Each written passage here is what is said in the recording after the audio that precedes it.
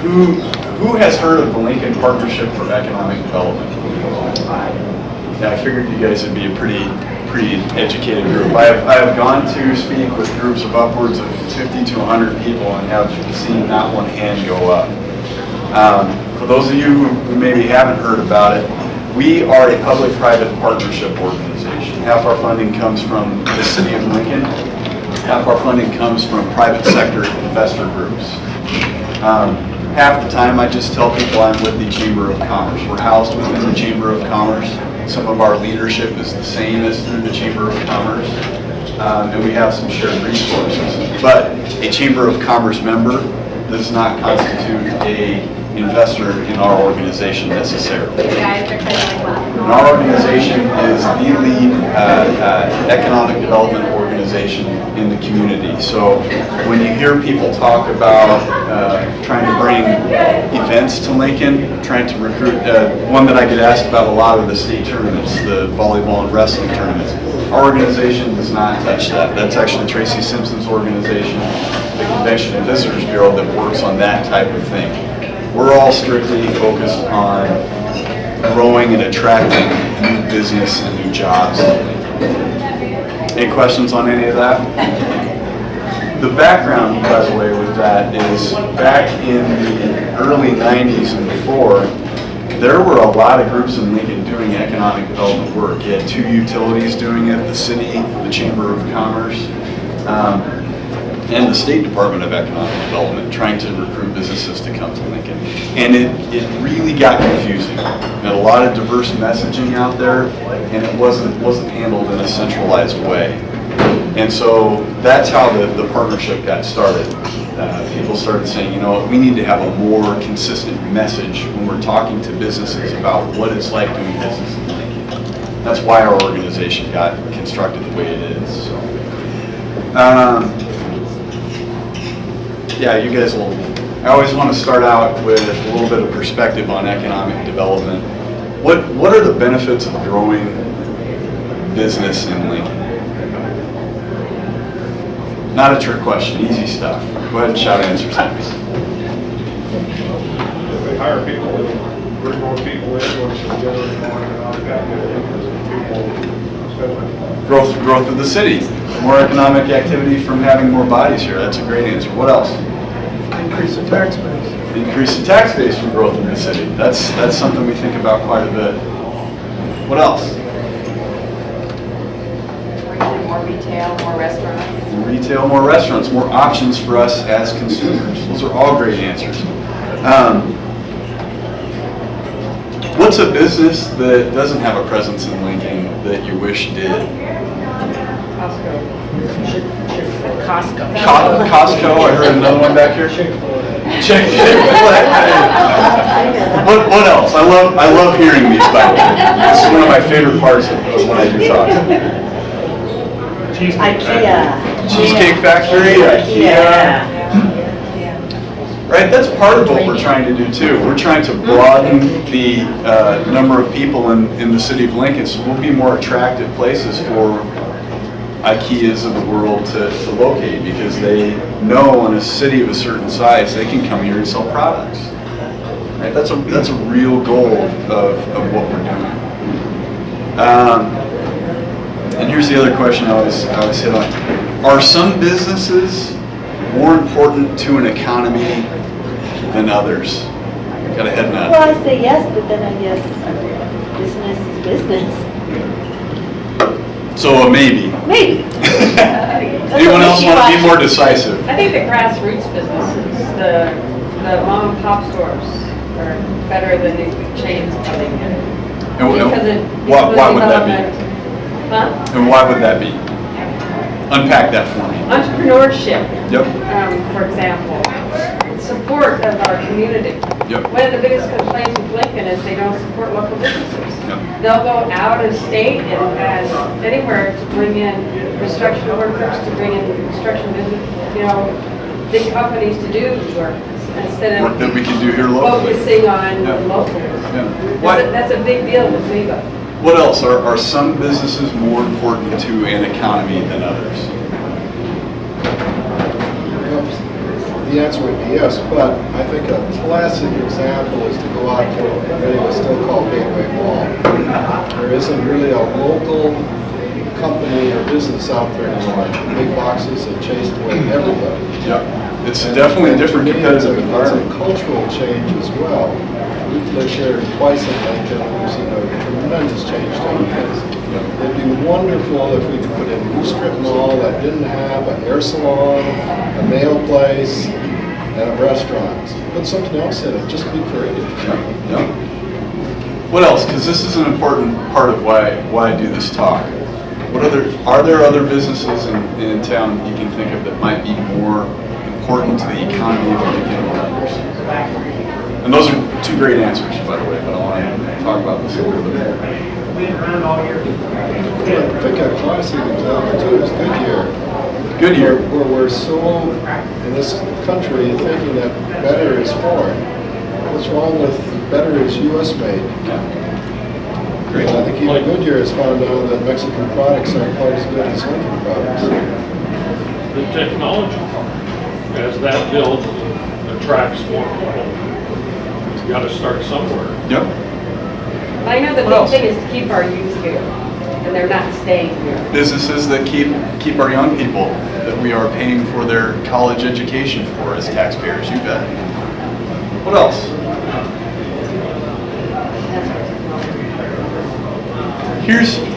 Here's the perspective that our organization takes on it. And I want to stop and make sure you all realize before I get into this, I'm not making value judgments about what is a better business than another one.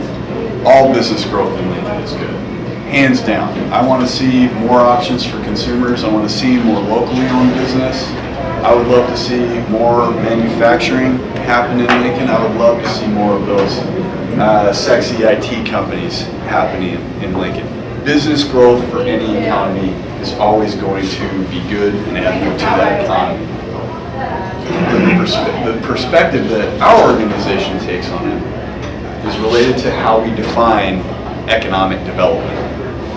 And how we look at it in a technical sense is economic development is activities that directly lead to the creation of or value added to a product or service exported from a defined economy.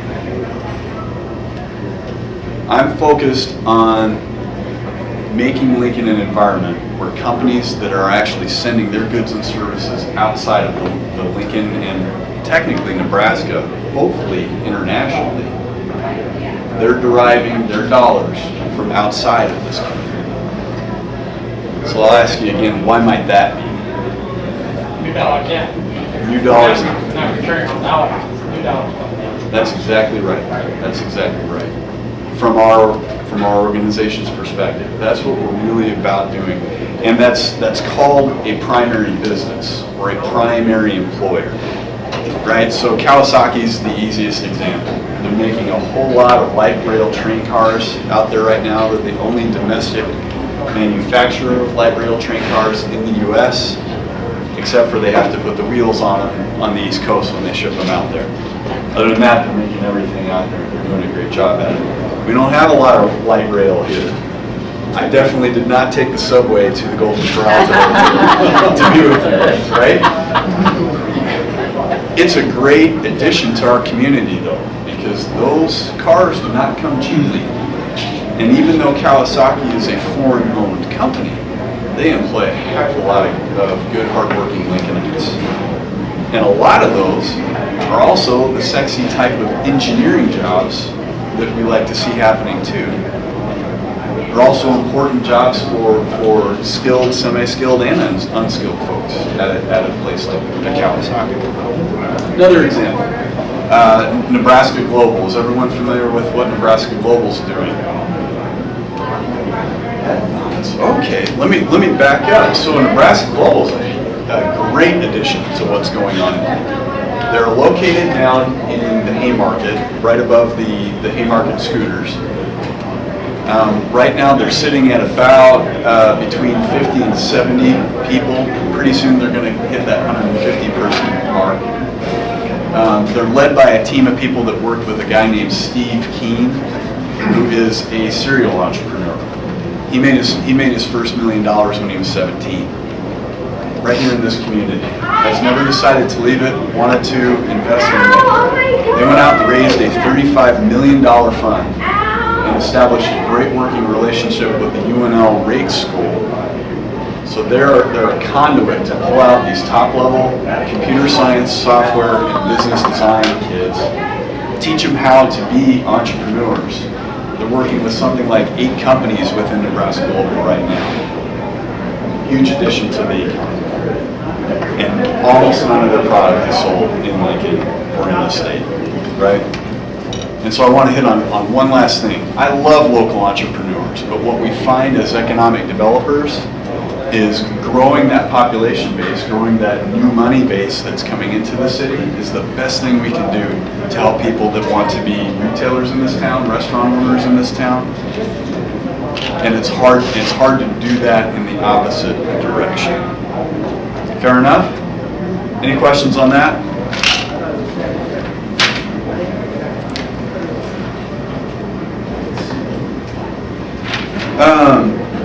This is the other thing that I like to do too, and I'll hand.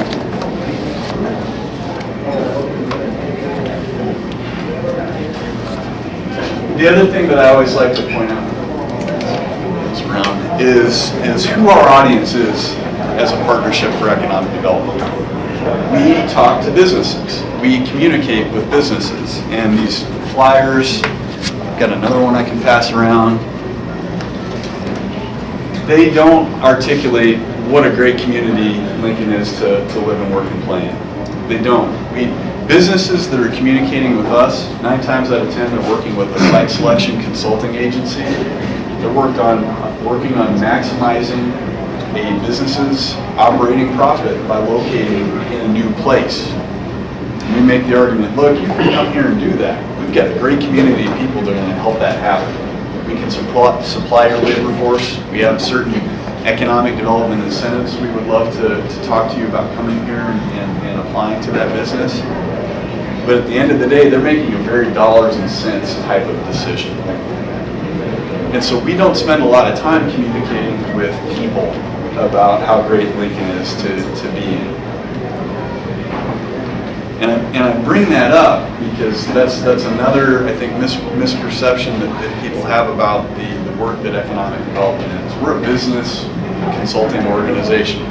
We are resource brokers for people that want to come here or people that are already here and want to expand.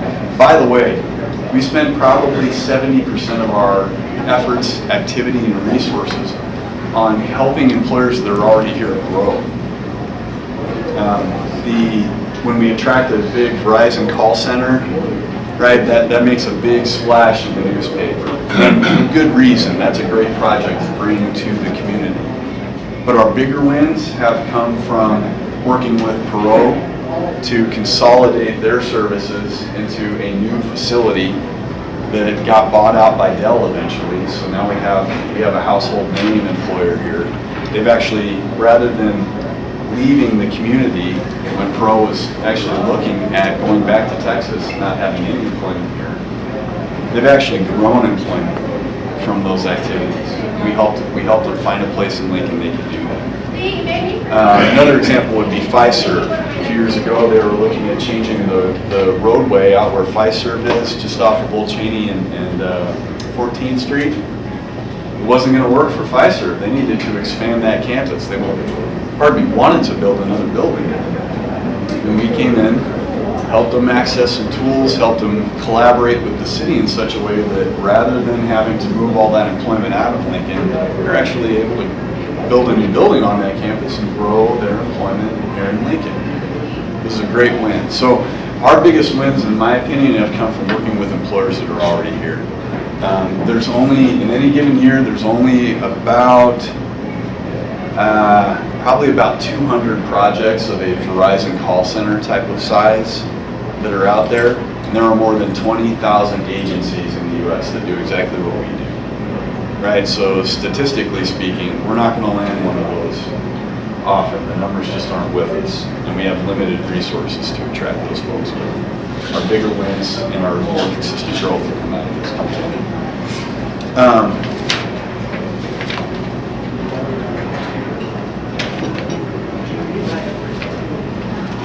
So, yeah, this is fun information too. So, we hear a lot about the effect, or we had a debate as a state about, do we move a state fair?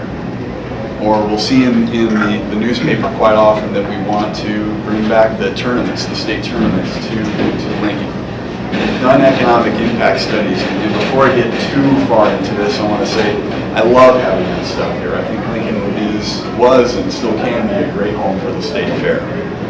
I think there's a great argument to make that we should host more of the state tournaments. Those are undoubtedly good things to have. In terms of an economic development sense, though, it's interesting to compare where those things are at. Taking a look at the economic impact of the state tournaments, for each state tournament, it's a positive economic impact of about $2 to $4 million, depending on what the event is and how long it is. The state fair had an annual economic impact of about $20 million on our community. The Special Olympics that came here in 2010, that had an economic impact in Lincoln of about $40 million, right? Those can be great events to hold here.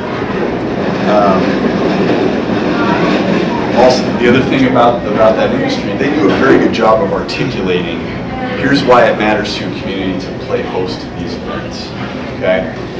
We haven't done quite as good a job of that in economic development circles about why some of the projects we're working with have substantial impact too. So for an R&D facility, and I'm thinking right now of GeneSeq, which is a life sciences company here in Lincoln, employs right around 40 people. That has an annual impact in Lincoln of $40 million every year. Right? We have a Special Olympics event in 2010, creates a $40 million impact for Lincoln. GeneSeq's been here since Abe started it 15 years ago, give or take. And that's $40 million every year turning in the community because of a business like that. A small startup IT firm can have an economic impact of about $4.5 million in a 5 to 10 person company. Not too shabby. If we are able to bring a relatively large manufacturing company to Lincoln, that's a $60 million impact to this economy every year because it stays here. And the last one I'll mention, because it showed up in the newspaper a few weeks ago, was the project for a data center that they were looking at bringing to Kearney. Is this sounding familiar to some of you folks? That actually had a debate on a bill in the legislature over some assistance for that project. Data centers are large buildings that aren't full of people. So if we were to bring a large data center to Lincoln, we would be using quite a bit of resource. The economic impact there, $3 million annually. Not a bad thing to do, but there's a trade-off there about resource scarcity that we have to take a look at as economic developers. Questions on any of that? So, go ahead. Any particularly exciting things that you're working on that you can talk about? Sometimes Not that I can talk about. It's the nature of the business. We're held to strict confidences on anything. I can tell you that activity is slowing down right now. It actually started to slow down a little bit earlier than I thought. Last election, we got into October with a really, really busy year, and then the tap shut off because everyone wanted to see how the election of 2008 was going to turn out. And then nothing happened until after the new year, and you'll recall that it was in December when we got to sit and watch the economic downturn happen in real time at the stock market, so people were a little hesitant to get back into looking at expanding their companies until about February. And oddly enough, in February, we saw a great pickup in activity, and it almost hasn't ended until this summer. And I think people are kind of backing off just a little bit to see what happens with the election again. So we'll be down for a while until January, and I think it'll pick back up again. That's to be expected. I will say we've had a very busy year.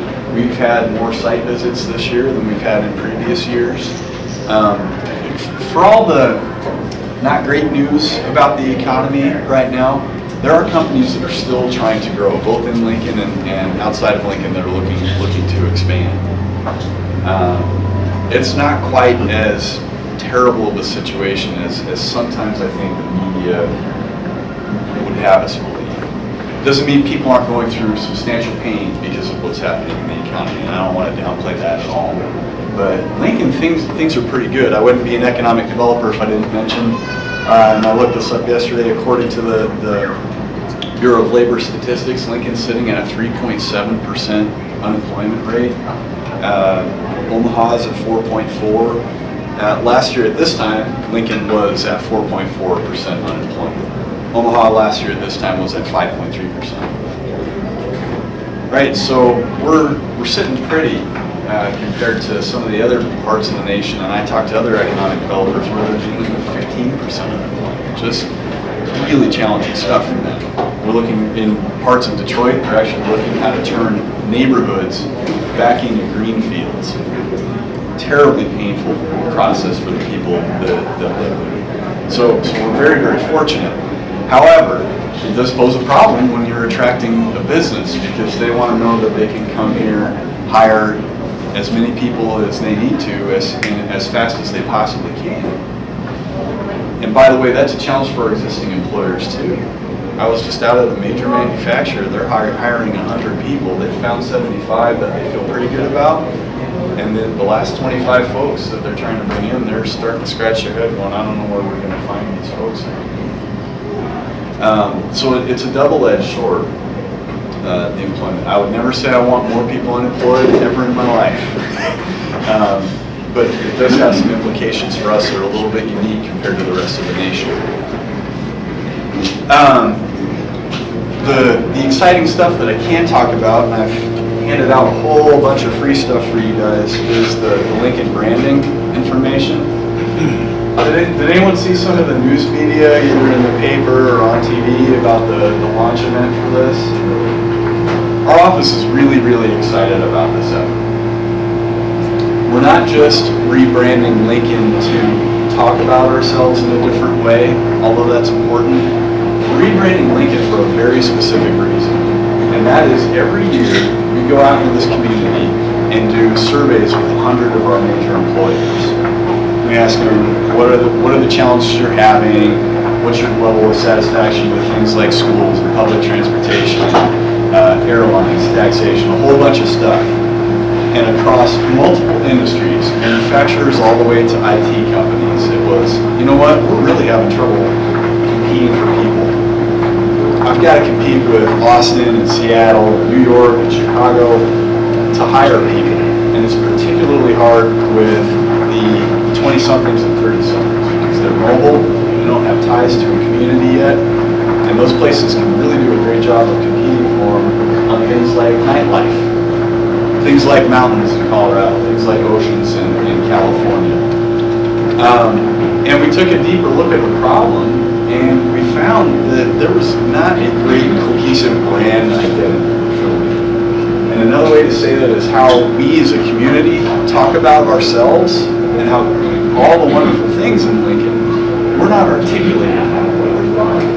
And so part of that started, we worked with two firms here. One of them is Bailey Lowry, a very large, successful advertising agency. And then we also worked with Arch Rival. They're a small 30-person, 35-person company that has worked with major brands like Microsoft and Red Bull. They've been very, very successful, and they're experts in the youth branding market in particular. And so those two teams of folks did the research and came up with the creative that is represented on the pens and pads, and those are for you guys to keep. Please write notes on them and tell people how wonderful you think Lincoln is. All of our organizations are using it. You can see our organization has been designated a green color with this theme. You're going to see more and more of this coming out in the community, and it really is going to change the conversation in how we're talking about ourselves. The one last note that I'll add on this is over the 4th of July holiday, they started putting up seasonal signage. And that was the funny light sparkler and run away, or watch out for snakes, like the 4th of July snakes. I like the boom boom pow. It was another silly sign. It looks like a parking sign, but you get closer to it and read it, and it's got these colors on it. It's funny stuff. To Lincolnites, I think that was, oh, that's cute. To the internet and how we're speaking with young people right now, those signs got pictures taken of them, posted on the internet, and now have more than 11 million page views. And people, instead of comments coming from people online like, oh, Lincoln, Nebraska, what a lame place. It's, wow, I'm surprised that Lincoln would do something this cool. That's really neat. It's little stuff like that. It was a cheap thing to do. It took very, very little time in terms of staffing and effort to tell people about it. Got a huge response on it. Huge response nationally. So that's something we're very, very excited about. Another thing that we're working on that we're extremely excited about is we've just continued to work for the development of the air park as an asset to this community. Right across the street, west of Kawasaki, there are two very large fields through which run a Burlington Northern Santa Fe rail line and a UP line. Extremely, extremely rare to have a plot of land that has easy access to the two major providers of rail services in Lincoln right now. We're working with the air park to develop a structure around that and to develop some marketing and some company targets to say, look, come here, you have easy access to a major interstate, you have relatively easy access to an airport, and you have both rail lines running right through the middle of your site. You're to be able to ship anywhere you want in any time frame. It'll be a huge asset to the city as an economic development tool. And we're doing that in a way that's not going to compete with other land development deals. There is no other place in Lincoln where we can have such easy access to rail lines. And we're hopeful for that because as consumers of airline service, I know that we can't get the air flights or the cost of an air flight out of Lincoln like we would like to see compared to going up the road to Omaha. Making a successful business park out of the air park, in my opinion, this is my opinion here, if we are able to successfully develop a good business park in the air park, we're going to be able to use funds from that to subsidize air travel for Lincoln citizens and be more competitive for more flights and lower cost flights. The other two things that I always like to mention at these talks, because they are great assets to the community coming online, is the Nebraska Innovation Campus. Right, I came out of the university out of tech transfer. I am in Dan Duncan's ear every week at least once. He's the executive director for the Innovation Campus. I can tell you that relatively soon we expect to see some nice announcements come out of those efforts. I'm excited for where Innovation Campus is going to go, and I think it's going to solidify the University of Nebraska-Lincoln's place as a relevant leader in high-end agricultural science research. Right? They do a great job at a tractor testing facility on East Campus that many people in industry, let alone most Lincolnites, haven't had experience with. We've got a world-class team of researchers in plant genetics. That's where we're going to plant our flag, in wheat and corn and soy, the things that the state knows better than any other state. We're going to be leaders in feeding the world, and I think we're going to have a corporate presence on Innovation Campus that is going to demonstrate that. And then the thing that I'll end with and answer questions is the arena. Right? We're seeing the arena come online. Because of the focus of our organization, we really haven't had too much to do with that so far. It's been a political discussion, it's been a public community discussion. We really haven't had a lot to do with it in terms of marketing the arena. Why would that be? That's going to be a high pedestrian traffic area, and they're going to derive a lot of good business resources out of there for retailers, for restaurants, for small office space. It's just things that our office doesn't touch directly very much, but we certainly are involved with working with them for any opportunity we see. We just did one not too long ago to bring an employer down to that area. That will be a question that we have to answer. I don't know if that will ever equate to you know, 100-person company locating down in the Haymarket because of that. But boy, it's a great story to tell, and I can tell you that site selection agencies like to hear that type of thing.